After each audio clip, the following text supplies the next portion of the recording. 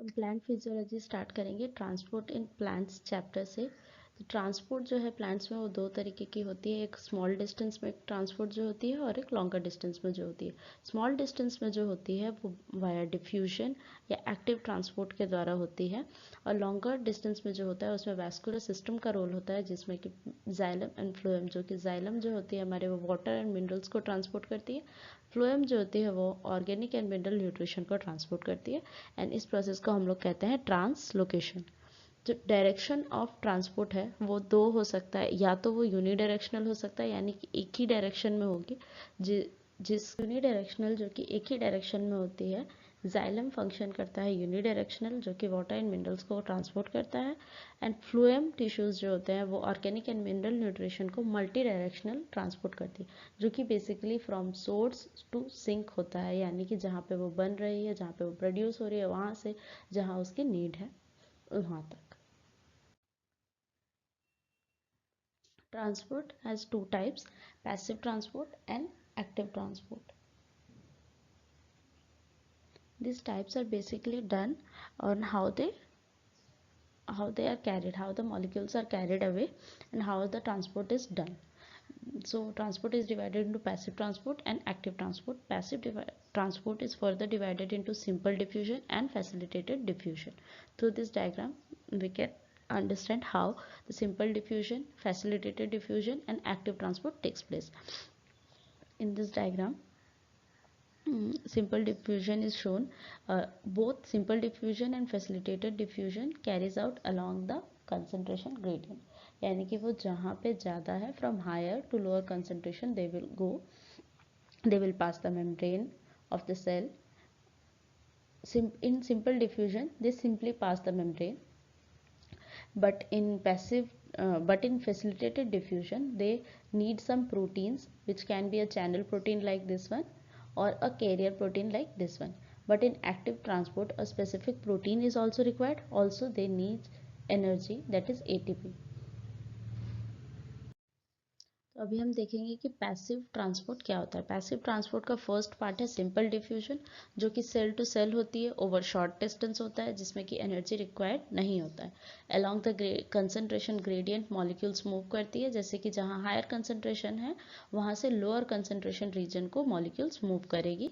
Diffusion rate किस पे depend, diffusion जो होता है उसका रेट हम किस पे डिपेंड करता है, ग्रेडियंट के ऊपर obvious. Permeability of the membrane, membrane कितना परमिएबल है उस मॉलिक्यूल को, कितना वो उसे पास होने को अलाउ कर रहा है, उस पर डिपेंड करता है। Also temperature and pressure, temperature can hamper the permeability of the membrane, fluidity of the membrane. This temperature and pressure are also limiting factor for diffusion rates. Simple diffusion is a slow process, और ये basically gases के लिए use होता है with in the plant body, movement of gases के लिए। Here from this diagram we can understand how the concentration gradient of these molecules are lower in this place, thus the direction is like this. Gas molecules like oxygen and carbon dioxide are normally moved from this method. Simple diffusion के बाद है next part हमारा facilitated diffusion. पहला कि जो हमारा gases molecule है वो इजीली हमारे सिंपल डिफ्यूजन से मेम्ब्रेन को क्रॉस कर जाती है, बट जो अदर मॉलिक्यूल्स है जैसे कि हाइड्रोफिलिक मॉलिक्यूल्स है वो हमें वो जो होता है उनको डिफ़िकल्ट होता है हमारे मेम्ब्रेन को डिफ्यूज़ कर पाना या क्रॉस कर पाना, क्योंकि मेम्ब्रेन हमारा लिपिड से बना होता है, तो हाइड्रोफिलिक मॉलिक्यूल्स जो होते हैं उनसे पास नहीं कर पाते हैं, इसीलिए मेम्ब्रेन प्रोटीन्स की ज़रूरत पड़ती है सब मॉलिक्यूल्स को ट्रांसपोर्ट के लिए। तो फैसिलिटेटेड डिफ्यूजन में क्या होता है, मेम्ब्रेन प्रोटीन्स जैसे चैनल प्रोटीन्स या कैरियर प्रोटीन्स प्रेजेंट होते हैं ताकि हाइड्रोफिलिक मॉलिक्यूल्स का ट्रांसपोर्ट हो पाए। सो फैसिलिटेटेड डिफ्यूजन है diffusion facilitated by membrane proteins on presence of concentration gradient. Special proteins help move molecules without expending energy. This is the basic difference between active transport and facilitated diffusion, कि facilitated diffusion without energy होता है।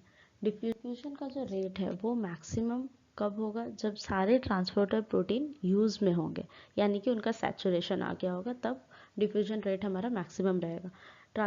Proteins involve है तो ये बहुत ही ज़्यादा specific है to select their substances which can be moved. Also proteins involve है तो these are very sensitive to inhibitors. ये डायग्राम हम देख सकते हैं चैनल प्रोटीन का, जिसमें this is the channel protein which is taking up the movement of these molecules along the concentration gradient. This is the cell membrane outside and the inside part. अब यहाँ पे देखिए सेम कंसंट्रेशन है तो कोई भी मूवमेंट नहीं है, बट यहाँ पे the concentration of this molecule is lower inside the cell, higher in outside the cell, thus the movement is taking place. Protein form channels in the membrane for molecules to pass through. Some are always open, others are controlled. Porins, example is porins, जो कि huge पोर forming protein होता है outer membrane of plastids में, mitochondria में और some bacteria में. Example है aquaporin जो कि वाटर चैनल है. This is the diagram for carrier protein. ये प्रोटीन्स जो होती हैं वो बाइंड करती हैं मॉलिक्यूल्स के साथ एंड उनको ट्रांसफर करती है in the lower reason.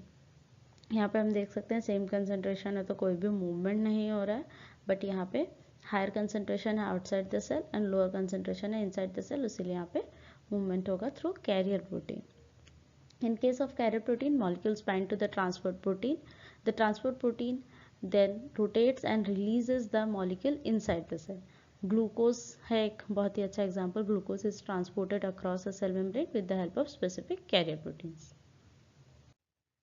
Carrier proteins का भी दो टाइप है depending on how many molecules they are taking up. जैसे कि अगर अब वो वन मॉलिक्यूल लेके पास कर रही है, वन मॉलिक्यूल का मूवमेंट करवा रही है, तो वैसे कैरियर प्रोटीन्स को हम यूनिपोर्ट कहते हैं. यूनिपोर्ट और टू मॉलिक्यूल्स को करवा रही है तो सिमपोर्ट या एंटीपोर्ट. यूनिपोर्ट क्या है? मॉलिक्यूल्स जो होते हैं move independent of other molecules, उन्हें दूसरे मॉलिक्यूल्स के ट्रांसपोर्ट का कुछ वो नहीं है, वो सिर्फ अपना ट्रांसपोर्ट कराएंगे यूनिपोर्ट मेथड में, यानी कि जहाँ along the concentration gradient, जहाँ से higher to lower concentration. But symport में क्या होगा? दो मॉलिक्यूल्स इन सेम डायरेक्शन, जैसे इस डायग्राम में हम देख सकते हैं दो molecules in same direction move करेंगी along the concentration gradient. Antiport में ऑपोजिट डायरेक्शन में मूव करेंगी two molecules along the concentration gradient. Example हम देख सकते हैं यूनिपोर्ट का है ग्लूट, यानी कि ग्लूकोज ट्रांसपोर्टर्स. सिमपोर्ट का है Na ग्लूकोज सोडियम ग्लूकोज सिमपोर्टर, और एंटीपोर्ट का है सोडियम हाइड्रोजन एंटीपोर्टर्स. नेक्स्ट है एक्टिव ट्रांसपोर्ट. एक्टिव ट्रांसपोर्ट और पैसिव ट्रांसपोर्ट में बेसिक डिफरेंसेस आर, ये हमारा अप हिल ट्रांसपोर्ट है, यानी कि अगेंस्ट द कंसंट्रेशन ग्रेडियंट जा सकती है और यूज करती है एनर्जी को. तो energy active transport uses energy to pump molecules और transport molecules. Against concentration gradient है, इसे हम कहते हैं अप हिल ट्रांसपोर्ट, और अलोंग द कंसंट्रेशन ग्रेडियंट होने से उसे हम कहते हैं down hill transport. Carried out by membrane proteins. Simple diffusion नहीं होता है, मेम्ब्रेन प्रोटीन का जरूरत है. 10 वेरी स्पेसिफिक फॉर मॉलिक्यूल्स, कौन सा मॉलिक्यूल्स लेना है. 10 very sensitive to inhibitors. Transport rate reaches maximum when all protein transporters being used, thus saturation comes. ये डायग्राम से हम देख सकते हैं लो हाई कंसंट्रेशन ग्रेडियंट पता चल रहा है, और कैसे ATP यूज होके दिस पर्पल मॉलिक्यूल्स का हमारा ट्रांसपोर्ट हो रहा है.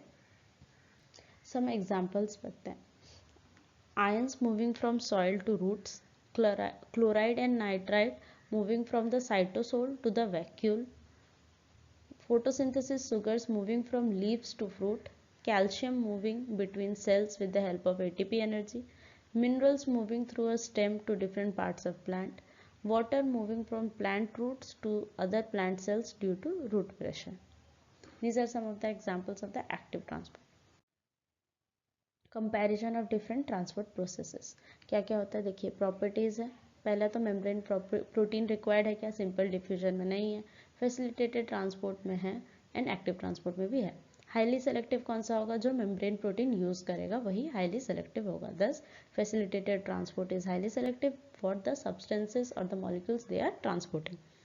और एक्टिव ट्रांसपोर्ट में ट्रांसपोर्ट सैचुरेट्स, कब सैचुरेट होगा? जब मैक्सिमम डिफ्यूजन रेट या फॉर फैसिलिटेटेड ट्रांसपोर्ट मैक्सिमम होगा, या एक्टिव ट्रांसपोर्ट में जब सारे मेम्ब्रेन प्रोटीन्स हमारे यूज में रहेंगे तब वो सैचुरेशन पे आएगा। अपहिल ट्रांसपोर्ट किस में होता है? अपहिल मतलब अगेंस्ट द कंसेंट्रेशन ग्रेडियंट, यानी कि एक्टिव ट्रांसपोर्ट में होता है। Requires ATP energy, active transport. Okay. So here comes the end of this part. For further topics of the transport in plants, do watch the second part of this video, and also like, share and subscribe to Prep Smart for TGT PhD.